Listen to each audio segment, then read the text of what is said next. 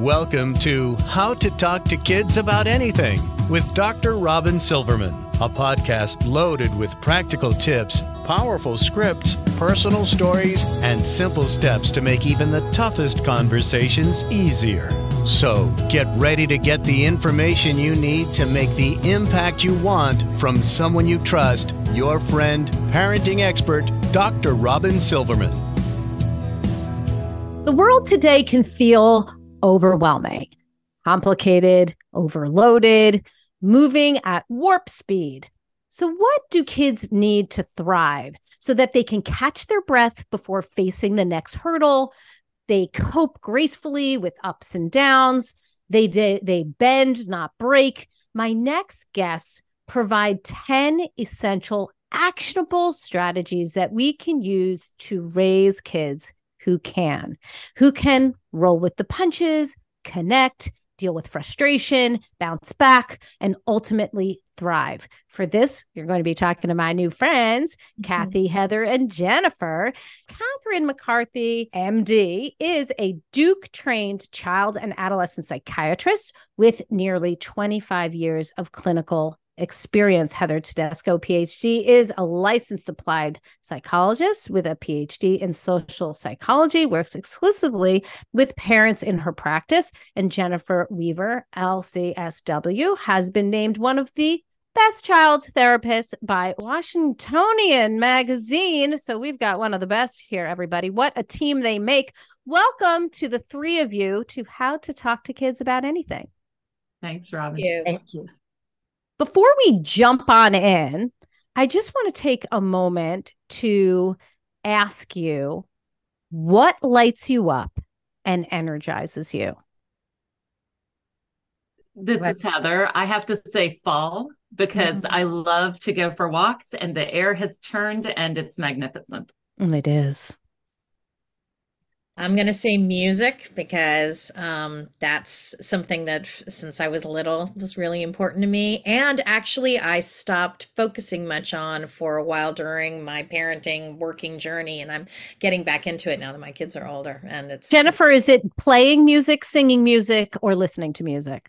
All those things. I do all three of those things. You and I can have a singing group together. All right. We'll make a little band. Woohoo. Okay. And what about you, Kathy?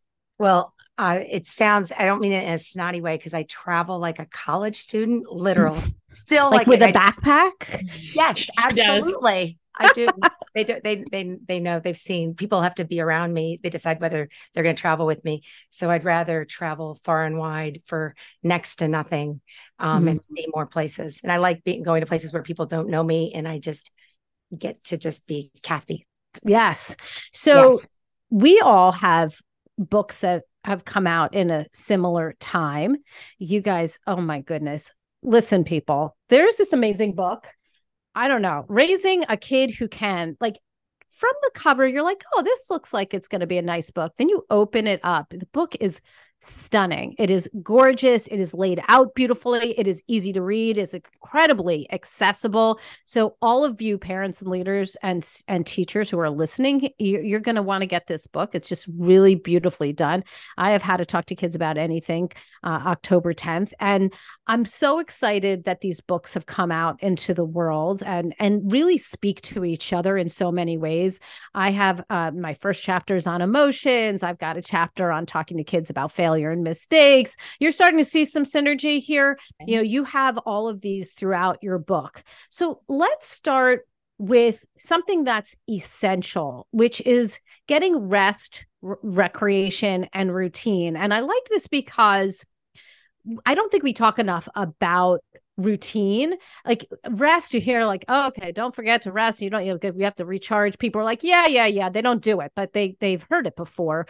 Recreation, we know that kids are supposed to get about an hour of moderate to major activity per day. We've heard this, but routine, I feel like we don't really get into this. I like this idea of routine. And I think people sometimes Don't think of it as an essential because it sounds kind of mundane and uninteresting, but the science actually says that routine is important. So let's talk about some of the strategies for routine, like your to-do to ta-da. Look at the list that you have, your chores, your micro movement, your other things we should talk about to kids about putting into their everyday or every week. You said it doesn't have to be every day. How can we start talking about these types of routines with kids, and what should we be saying and putting in there? Well, Jennifer, you want to go first? I was just gonna say that one of the things we like about routine is that it saves the brain a lot of energy. And I know Kathy had talked much more about that energize wise, but if we've got some routines built in, then we have a lot more energy for other cool things we want to do in our lives. And if we can look at, and so much of the book says this in different ways, as I know you do, is that if we, through actions without saying, oh, we're going to do this, or this is going to be our charge, that for our family lasted like a day. Right. Chart. Guess what? But that through our actions, having a rhythm, whether, that's why we like holidays, parts of holidays, just things that we can expect. So much is uncertain. And if you look at the data about what happened to brains in the pandemic from the MRI study that started before and then continued after, routine was really important. Not rigidity, not like, now we do this, now we do this, but having some rhythm. So we're not just like in the cave where they would study circadian rhythms in the dark for 25 to see, when we sleep or wake. So doing things with family first in a way that is action first more than words. So seeing parents that exercise at this time each day, the rhythm of each day through actions, and then making it present, makes it less, you do this while I sit here and do my work. Kathy, it's so interesting that you say that. I just had this conversation with my child the other day because they started going to the gym. They're 13 and 14. They just started going to the gym at the Y.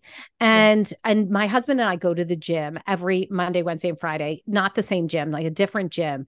And I was saying to them, because I'm starting to see, like, they get home from school, they're like, I don't really want to go. And I totally get that. I mean, who does? Like, there are days where I'm like totally the same. And I've actually said to them, the reason why Dad and I go Monday, Wednesday, Friday is because otherwise we wouldn't go. Like, we know we're going Monday, Wednesday, Friday. We know we're going to that 8:30 class. And so when I get up in the morning and I have that voice inside my head that's like, so don't want to do this.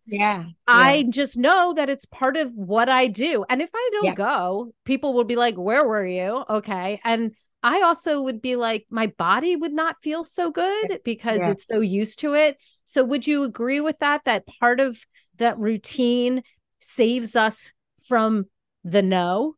Yes. That is exactly it. You've just touched on all of these motivation hacks. Ooh, I like that. Yay. Another chapter in your book, by the way. Pre-commitment, using routine as a way not to have to ask yourself, do I feel like doing this? All of those things are enormously helpful for exercise, but for lots of our lives.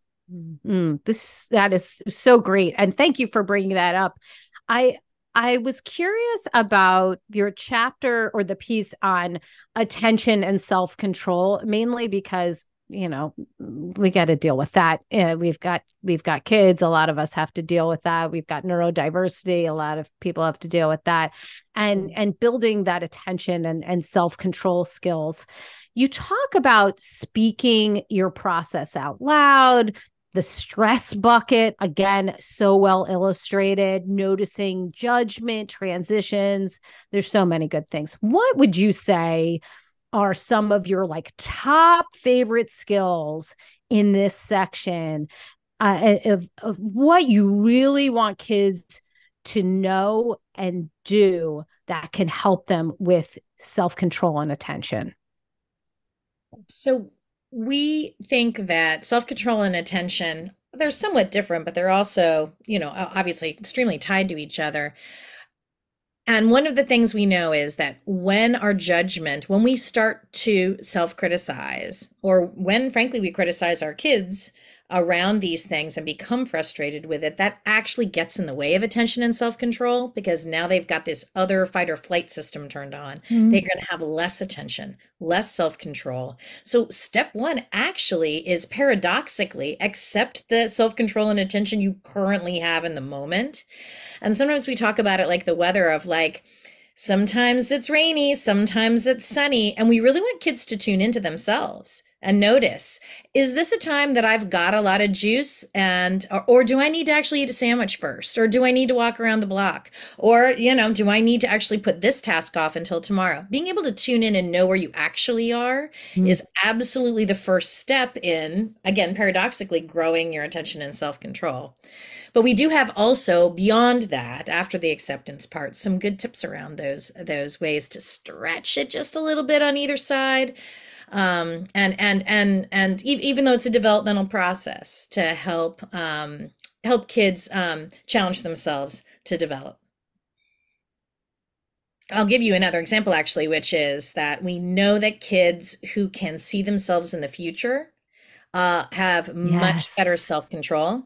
And it's fascinating research around that, and about the ability to talk to future me. We have tips about writing yourself a letter to future me, things like that. We also know that kids who can look back in the past and remember the consequences of what happened last time and aren't too optimistic. Actually, we encourage a little pessimism. You got to expect to struggle sometimes and not be derailed and surprised by it. That's just part of it too. Looking back and remembering the consequences of looking in the past and being able to see yourself in the future, and stretching those things in both direction develops these skills.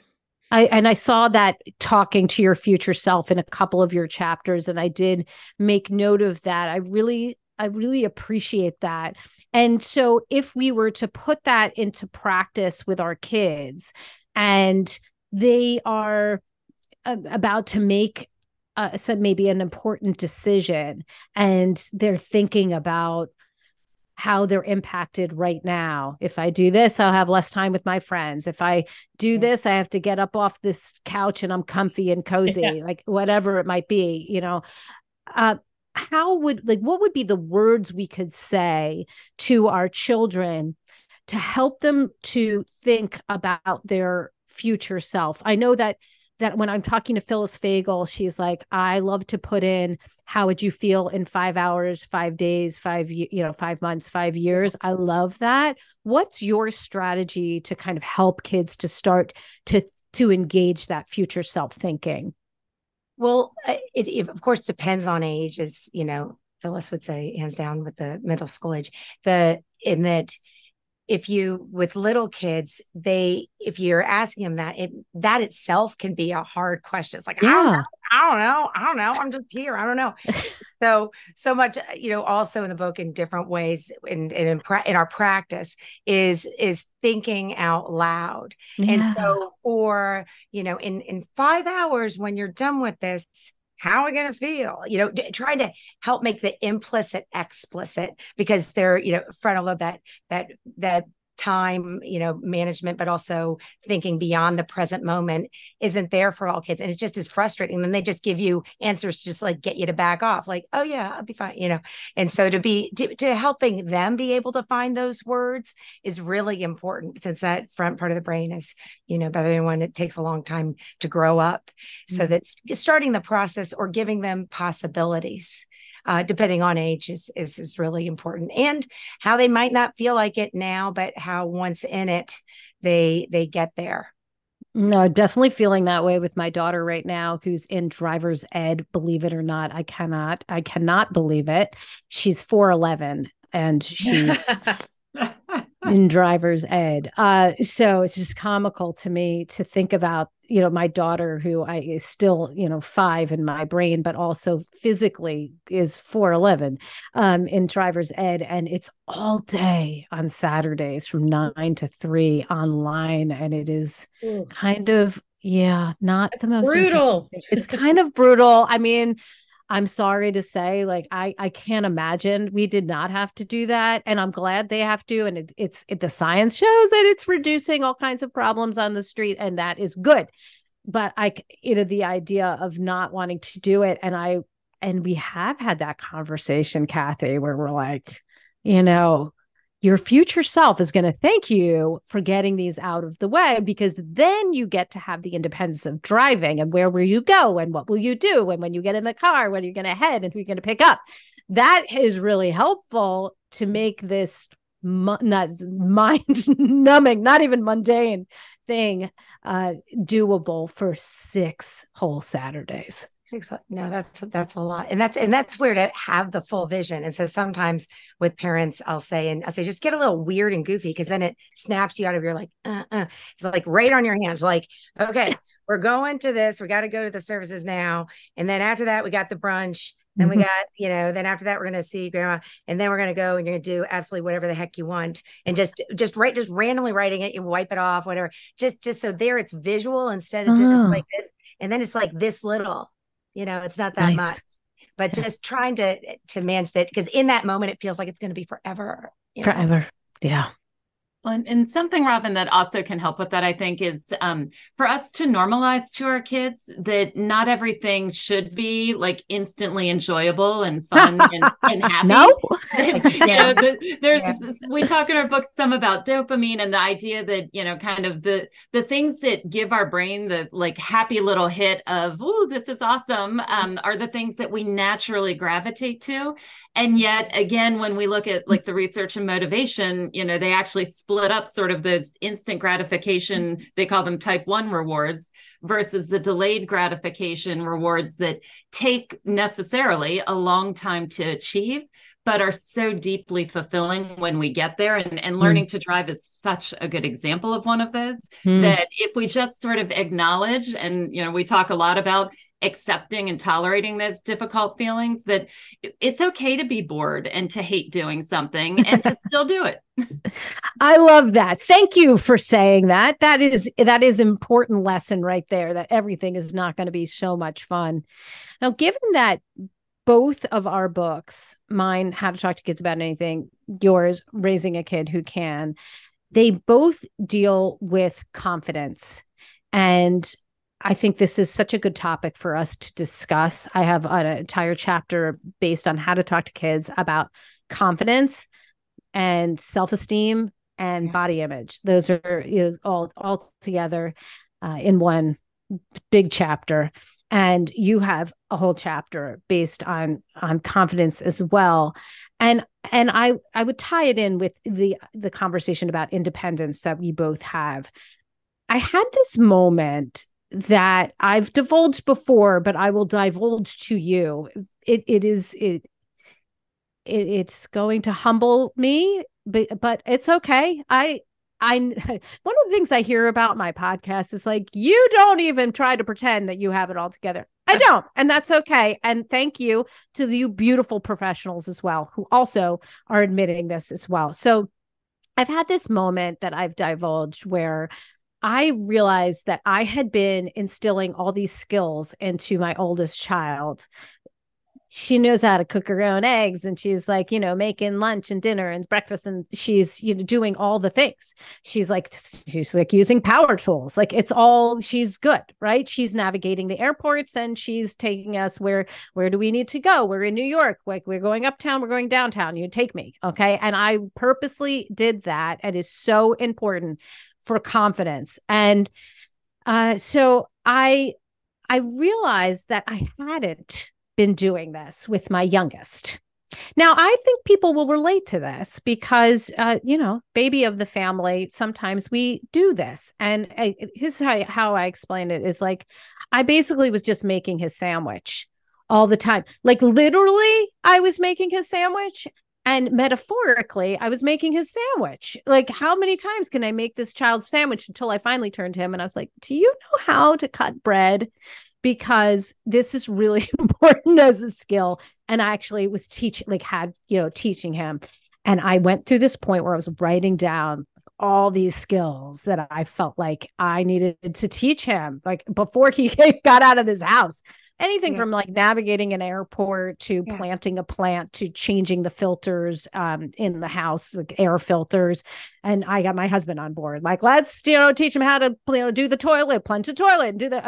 I added everything and actually became a free resource on my website called 118 Skills to Teach Kids by the Age of 18. Totally free. It's like a bonus for how to talk to kids about anything, but it lives on my website. So it came to mind while I was reading your book, because we know that when kids feel capable, they gain the competence and they gain the confidence of seeing how they can do something when they see the results. I mean, that feels good. We think we were protecting them and we think like, oh, like we're being so kind by doing all these things for them, but then they are cut off at the knees, right? So I talk about that in my book. You talk about it in yours. We need them to mess up and get back up. We need them to, get that sense of how to cook an egg and make a sandwich and take care of themselves. So if you want to help bolster independence in your child now, what would you say are some of the strategies and conversations we should be having with our kids that helps us to step back so they can step up, helps them to do more, and we do less? Well, I'll start with the parent part and then let Jennifer and Kathy weigh in with the conversations, because I think there is preparation internally that we parents need to do, because as you've given lots of examples, our kids are not as good as us at doing a whole lot of things, especially when they're beginners. And it can be very difficult, especially when we're feeling time pressure and stress and all of the things that come with everyday life, to make enough space to allow our kids to become competent and to become more independent. And so we have some questions in each essential in the book to sort of take a little look at yourself as a parent, because we know firsthand that, it's not always clean and free. Like, we want our kids to be independent and we kind of like being needed a little bit. And so there's a lot of push and pull. And so I think that as a parent, to do a little internal assessment and a little pre-planning, exactly as you have with your list of all of these skills, that's step one. It reminds me of the Henry story that you tell in the book, Heather. Yeah. I have 3 kids, and my youngest, much as you said, Robin, I was really on it, with my first child and, all of these intentions. And then, you just get tired and life gets busy. And anyway, I happen to have a very strong-willed, lovely third child who has kept me very honest. And so I was giving him all of these things. He was doing his laundry. He was sorting his laundry at a very young age. All seemed good, except that he decided that sorting laundry was silly and socks in particular should not match. Why would anyone care? It didn't matter. And so for many years, I had to, kind of look at him in what were truly like wildly different socks. I'm sure on purpose, or at least it certainly felt to my, power struggly self, like, this is on purpose. He's trying to get to me. Yeah. And, I like really tried to do all of those like subtle parental interference things to make him match his socks for years, until I overheard him telling a friend of ours that his mismatched socks were his signature style. Oh, there you go. And that he was saving 5.5 hours a year by not bothering to match his socks. And of course that makes sense, but it was like a knife to the heart when I was like, all right, I care more about matched socks than I do his pride in himself. Bad moment, but we've got many of them. Yeah, humbling, as we say. Yeah. Yes, exactly. Yeah, your list, and it just sounds. That's what I'm going to do, and make my next patient wait. Find your website. Oh yes, because that's just everything. Oh my gosh, yes. The competent, when people for best reasons and honor with coming in to ask us to can you help with my kid's confidence? It's through competence. That's right. And, when my dad, taught me how to change my oil and gave me ramps for my birthday, I thought that was the most loser thing ever. But then I could meet guys because I could change their oil. I had ramps. Wow. And the captain of the football team's like, I hear you have some ramps. Great ramps. I was like, I got the best ramps. But, and I'll change your oil. It's an amazing story. I mean, that is so good. And then any of the dads are like listening in, like, note to self not to do that. I don't. or do. I'll do. Yeah, I know. No, I was really shy. It helped a lot. Yes. Oh, that's awesome. Guy. Yeah. Love it. And then one other thing that we might mention around this developing adulting skills is I think we have to let go of some of the old messages that certainly my generation or my father and mother taught me, which is this idea of if there's something worth doing, it's worth doing well. And certainly that's true. That's a very important idea, but it's not always true. And I think that sometimes is getting in the way of some of these kids with their more perfectionistic tendencies and feeling like, and so then they don't want to do things because they know they won't do them well, or we're giving them feedback that they're not doing it well. For sure. They collapse. And then, so I do think we need to shift also. And we talk about this a little and around, can it be good enough? And is it okay to get a B- on some things around whether it's sorting socks or changing your oil for the first time or whatever? Can you just be or going to driver's ed? Can she get on that computer and pay 80% attention and not be so hard on herself that it's not the most interesting thing and do a good enough job? We need to teach kids the flexibility around that it doesn't all have to be perfect. And it starts with us because it hurts us a little. We think that we're teaching them something that's bad for them. That they should just kind of phone it in sometimes. But in fact, in real life, sometimes you got to just phone it in. I think that is such an important thing that you're bringing up because I think everybody does feel like it needs to be perfect. And we have this mentality that everything needs to be done the fastest and the best and the biggest. And that puts us in the situation that we're in. My son was sitting at dinner with me the other day and he said, can you cut this for me? Like I literally did like do the wrong thing for quite a while. And I said to him and gave him a knife. And I said, you're perfectly capable of doing this. And you have to be okay at it before you can get good at it. And you're right. Like I'm really good at it because I've done it a lot. And you have to start doing it a lot to get really good at it. You've done it, like obviously cutting his own food. That's like probably on the list there. And it's one of those things that we have to get out of our own way. Partly it used to be, okay, well, safety wise, we're the ones who have the knife. Okay. Then it gets to the point where like they really need to be using their own knife because you don't want to send your child off to college not knowing how to use one. You also don't want to send your child off to college without having cashed out at a grocery store or put gas in the car or whatever else is on your list. And that's why I'm going through this list. I'm just making sure. And it is one of those conversations with yourself, as you mentioned early on, Heather, that you need to be able to say to yourself, yes, it can be good enough. Yes, the bread is going to be lopsided when he cuts it. And that's okay. And it may not be done perfectly well. And he may drop some of the turkey on the floor. Like all these things could happen, but you have to be okay at something before you can get good at it. So we're just going to keep going with it. So let's talk a little bit more about motivation. And we talked about it a little bit before, but some kids are not motivated to do what you want them to do. Okay. So like, let's just talk about that elephant in the room. We can give kids really cut the meat, cut the bread, navigate, whatever. Like, okay. Yeah. Okay. You're laughing at me, Kathy, but I'm with you. Right? I'm with you.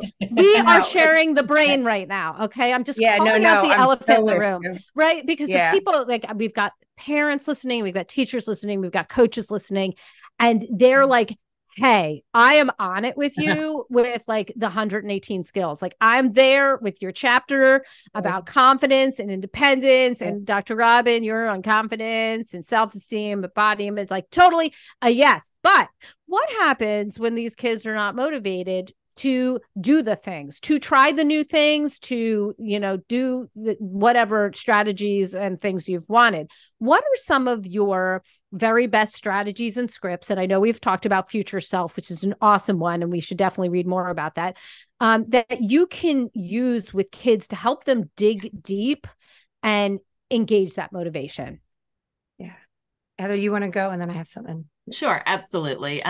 Because I get this question all the time from parents, and the truth is that our kids, everyone's motivated. The question is at what? And so a lot of times we have to look and say, okay, we want them to do X, Y, and Z, but there's no reason that cutting your own food is intrinsically motivating. And so I think if we can look at that not as a failure of our child, or as disrespect, which is something I often hear from parents, that they take it personally, which again, we all do. I do it too. But if we can look at our child and sort of see the best in them and notice where they are a motivated, competent person, that's step one, because they have to feel that from us. That's the acceptance piece we talk so much about before they're going to be even remotely willing to, entertain any of these non-intrinsically motivating things to them that we want them to do. And so one of our best parenting tips is curiosity. For sure. Like, be truly curious. And again, I have 3 kids who are almost all grown, and I can say that this sounds easy and it's incredibly hard to do because they're constantly changing. And so even if I think I'm on it, I would get frozen in time. Oh, you enjoy this. Oh, wait a minute. No, I don't. I've moved on. So, even if we think we're curious and open, it's so easy for us to layer in either our expectations or our hopes and dreams. Our brains love to go to the future. Our kids, not so much. And, just trying to be curious about them and look for what lights them up and start there. Love it. From the parent, from looking at the parent perspective, even though, Heather's the parent expert, when we look at ourselves, we get so anxious. We're wired to be anxious when our kids are anxious, because that's what all mammals do. And just, it's contagious, and we want to relieve suffering, but we get in this climate super anxious when they're not motivated, and our own catastrophic thinking goes to, oh, then how are they going to manage school? How are they going to manage life? How are they going to do their laundry? Yes. And so we are, our anxiety when they're just like not feeling like putting away the Legos, is going further out. It's like, well, they just never, and then it's like, well, they never put away anything. How they, ever going to do anything? And so looking at what is the meaning of our worry of this motivation? Now, some kids truly have trouble with doing things that are hard or that they don't want to do. They have whether neurotypical or atypical differences, developmental, or they've had bad times with school. And so they just feel horrible about themselves at school, feel horrible about yourself. You don't want to do it. And that's where that curiosity comes in. But looking in the mirror some about, why am I so worried about this, that this is going to be, and looking at the long game, because everything else, energetic, fun, when we're on vacation, summer, pool is good. It's just school for you. I'm just making an example. Just like we are anxious about being anxious about the bigger picture of motivation. Well, I call that pre-worried, by the way. Yeah. You become pre-worried. That's so good. Great phrases. Yeah. That's when I'm talking to parents and in the book or whatever, I sort of call it pre-worried, because and I do it myself. Like, you do it, like you're driving in the car and all of a sudden your mind goes to like the fact that your child, maybe didn't do well on something or didn't study well, and hey, to your point, Jennifer, with your like 80%, okay, fine. But then you still, oh my goodness, my child's going to be 80% all the time, or 70% or 60%. And then all of a sudden they're like married with kids and they're not picking up, their side of the chores. And you're like, that's my fault because I didn't have them pick up the Legos at one time. And that is pre-worried. That is so pre-worried. That was like a little kabuki play, pre-worried. Because we all have to do things we don't want to be thinking out loud, like, I really don't feel like going to work today, or I don't feel like doing this. I just can't stand that we have to do things that we can't stand. And even if you like, they're not even looking at you. So every once in a while they pick up something, just admitting that we all have to do things we can't stand, have no motivation for. And we also have weirdly high expectations for our children to be evenly motivated about everything, to be as motivated in calculus as they are in pottery class, as they are, and everyone's different. And real adult life is not like that. We don't expect that from ourselves. So I also think that there's something to be said for, in terms of the pre-worry, to recognize that, in fact, as long as they're motivated about some things, and honestly, that thing could actually be video games, even though that's one of the most anxiety, that is, so it is highly motivating. There are a lot of issues with that. We address that in our book. I know you do too. There's a lot of concerns around these things. However, it is that the motivation's in there. And as we get older, we're able to channel that more and more into things. And so that curiosity that Heather's talking about helps to be able to actually talk to the kid about the video game you have zero interest in. Well, how does that work? Well, do you work with other people? Well, how did you learn how to do that thing? And it's hard because you have to keep up, and sometimes it's boring. I can't tell you how many times and this is true in child therapy too. I can't tell you how many times people have described Minecraft to me. Right. Yeah, but you have to enter into their world if you want to talk to them, right? Because that's where the juice is. That's where you hear their motivation and you get excited with them and they can feel it too. We have a study in our book about how there are all these kids that were naturally motivated to do art, little kids, and they took half of them and they started to reward them. Oh, yes. Art. And then those kids actually did less art than the kids you didn't reward in the first place. Really being connected as opposed to rewarding. Yeah, somebody once said, they said it to me and to my friend Kathleen Hassan, who's this great speaker.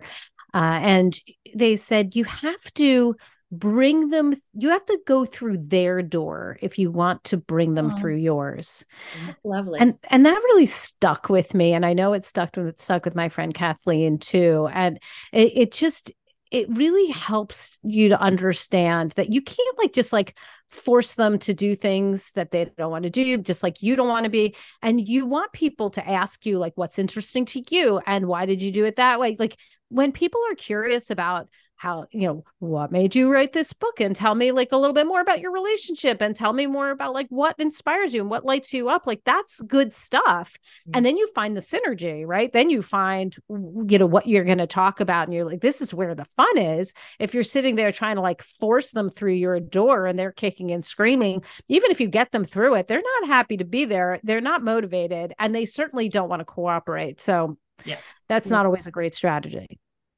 It's so cool that you started our conversation with asking us what lights us up, and that all three of us had things that had nothing to do with specifically our book or our topic.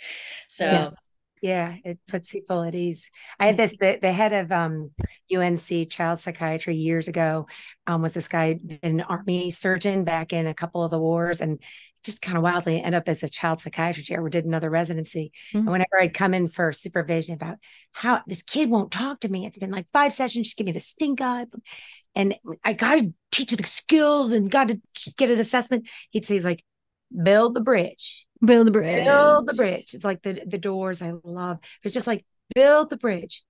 It could take a year to build that bridge, Kevin. But it just build it because that's the only way. And that's what Heather, says so beautifully in the book about, and in her work about the connection first, for motivation. But I love that about the doors. Yeah. Heather, when you're dealing with the connection piece, don't you feel like that is, to me, it's the piece that's missing so much right now? Yeah. And because people will ask me, what's different right now? To me, it is such the issue.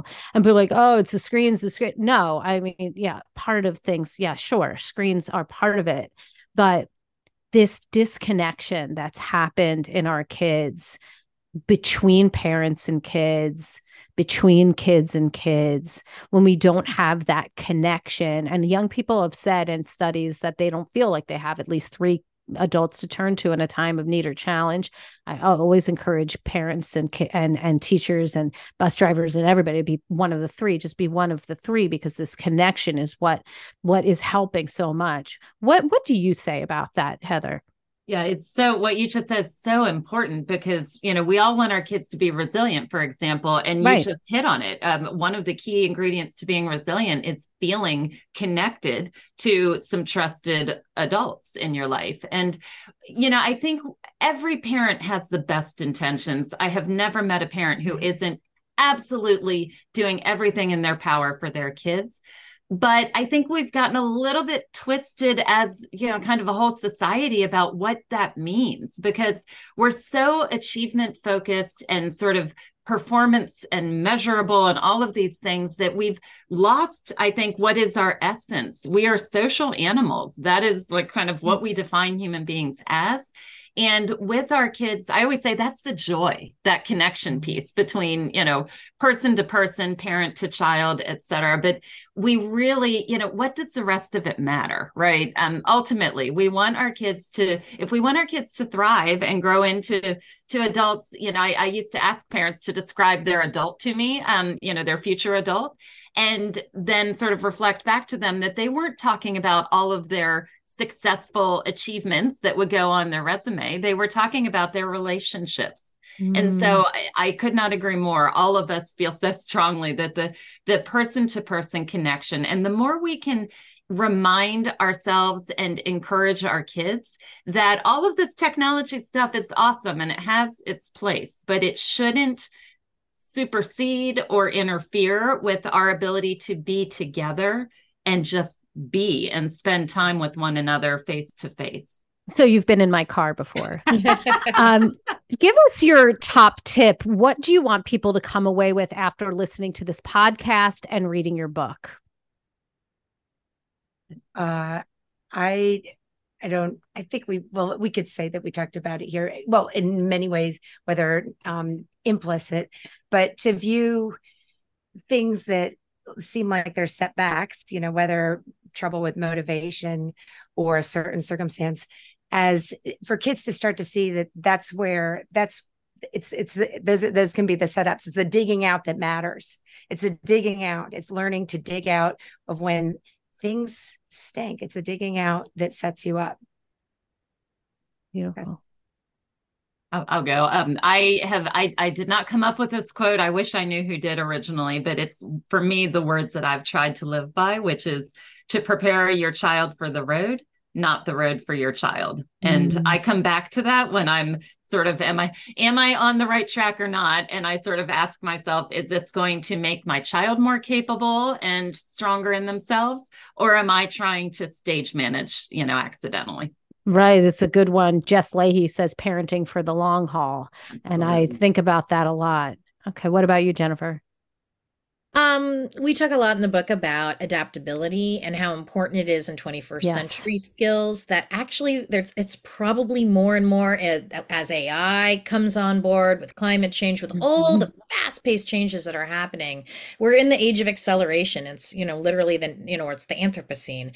So what we need are kids that are less technically able to do things and more flexible and adaptable with whatever comes along. So when we talk about achievement or IQ, like the less of a focus on the IQ and more of a focus on AQ, which is like a buzzy business word, but we'd like to adapt as adaptability quotient is what we really want to focus on. Yeah. I showed my son a couple of pages on that last night from your book on adaptability. And it happened to be coinciding with another interview that I had done today with Eileen Kennedy Moore, who does work in kids' friendships, and talked about adaptability and flexibility as one of the number one things that people look for in kids. If you are an adaptable person, then you're just going to be more successful in all these areas of your life. She was talking about in friendships and relationships and connections in that way, but it really can apply to all things.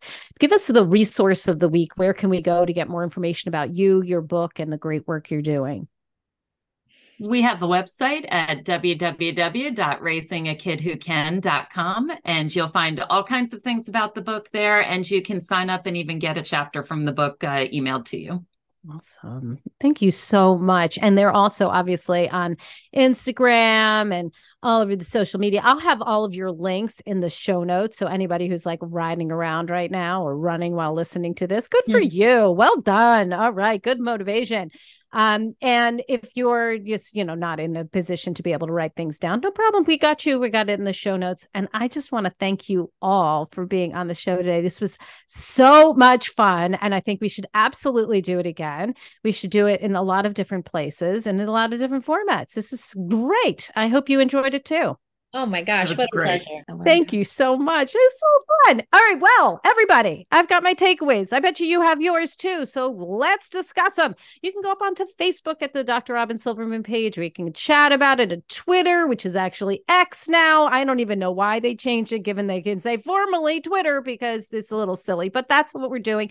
Also on Instagram under Dr. Drobyn Silverman. I'm going to be going back and forth with these fabulous people about all the great things that they said. We'll slap some of the things on memes. We can share it with friends. You could say, listen to this podcast. And by the way, we don't charge for this podcast. So could you please, if you would, if you love this podcast like I did, if you'll go to iTunes and rate and review it, give those 5-star reviews. People will learn more about these fabulous people you just heard about, and they will also learn more about my podcast. And then you can share it with friends. The best compliment you can give me is to share this podcast with friends as we are churning through on our way to 3 million downloads. Like, let's keep going, people. I love my loyal listeners. I appreciate you, and I would appreciate you getting the word out. That's all the time we have for today. My fellow parents, leaders, and educators, thank you so much for tuning in to How to Talk to Kids About Anything. For more information on books, articles, speaking engagements, or curriculum, please visit drrobynsilverman.com. I'm so excited. I'll probably be coming to a city near you to talk about my book, How to Talk to Kids About Anything. It's so exciting. I might be doing a book signing near you. Maybe I'm speaking somewhere. Let's find out. Let's hang out. Let's, get that book signed. Thank you so much. I look forward to weathering the storms and enjoying the sunny side of life together. And please remember, even on the days when you fall short, you've got this. You're here. You're getting the information you need. I know you probably heard something today and you're like, oops, I just messed up. Okay. I remember that conversation. I did not say what they said I should say.